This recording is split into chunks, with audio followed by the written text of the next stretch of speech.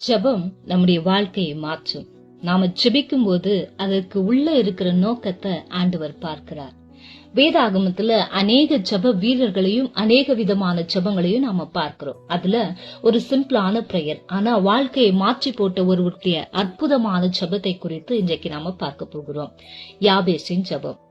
அவன் தாய் துக்கத்தோட அவனை பெற்றேன் என்று சொல்லி யாபேஸ் என்று பெயர் வைத்தாங்க. அவங்க குடும்ப சூழ்நிலையா இருக்கலாம், அல்லது பிரசவ வலி நிமித்தம் அப்படி பெயர் வைத்திருக்கலாம். அது எதுவா இருந்தாலும் வேதத்துல நமக்கு சொல்லப்படல.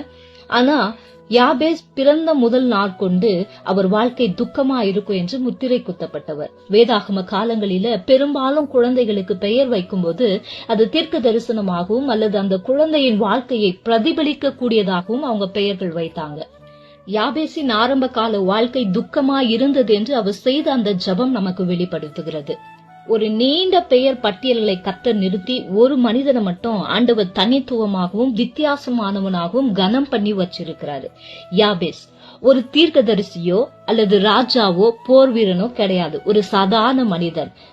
அவன் நியாயாதிபதிகள் காலத்துல வாழ்ந்தாலும் தேசம் முழுவதும் கர்த்தரை விட்டு பின்வாங்கிய போதும் தேவனையே சார்ந்து கொண்டவன், ஜெபிக்கிறவன், ஜெபத்தில் கேட்டதை விசுவாசத்துடன் ஆண்டவரிடத்துல பெற்றுக் கொண்டவன். யாபேஸ் ஜெபிக்கும் போது கர்த்தர் அந்த உள் நோக்கத்தை பார்த்தார். அந்த இருதயம் துக்கத்தால் நிரம்பி இருக்கிறத ஆண்டவர் பார்த்தார். அந்த ஜெபத்தை ஆண்டவர் கேட்டார். அந்த ஜெபம் ஆண்டவருடைய உள்ளத்தை தொட்டது, ஆண்டவருடைய இருதயத்தை கவர்ந்து கொண்டது, பதிலையும் கொண்டு வந்தது.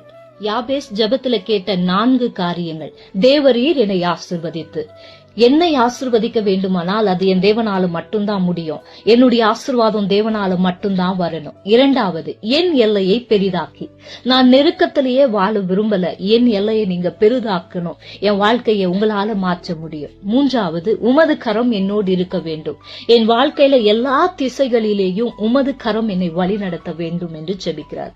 4வது, தீமை என்னை துக்கப்படுத்தாதபடிக்கு அதற்கு என்னை விலக்கி காத்துக்கொள்ளும் என்று ஜெபித்தார்.